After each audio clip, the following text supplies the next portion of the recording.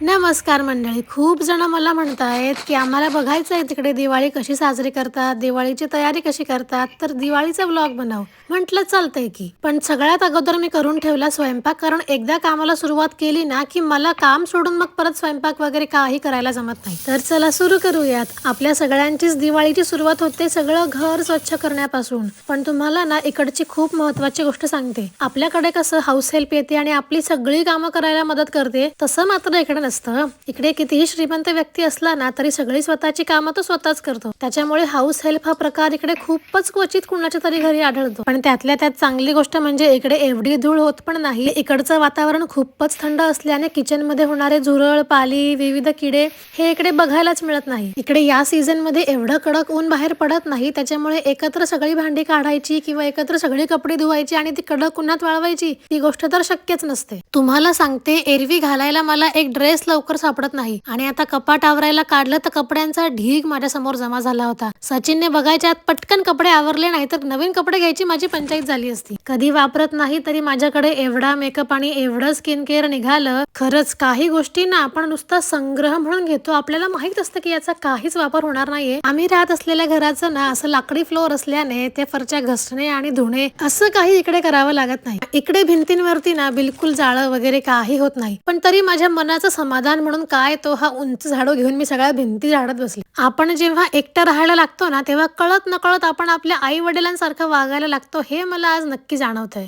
आणि इकडचं वातावरण खूप थंड असल्याने इकडे आपल्यासारखे सीलिंग फॅन किंवा एसी असे प्रकार पण घरांमध्ये नसतात. त्याच्यामुळे माझा आनंद गगनात मावेना, कारण मला सीलिंग फॅन स्वच्छ करायची काहीच गरज नव्हती, कारण सीलिंग फॅन नाहीच आहे हो इकडे. आणि आता शेवटची पण महत्वाची गोष्ट, इकडे साफसफाई करत असताना मोठ्याने भांड्यांचा आवाज किंवा व्हॅक्युम क्लिनरचा आवाज केलेला चालत नाही बरं, शेजाऱ्यांना त्रास होतो. उद्या तुम्हाला घेऊन जाईल सुपर मार्केट्स मध्ये दिवाळीची खरेदी दाखवायला. तोपर्यंत चूस आणि जय महाराष्ट्र.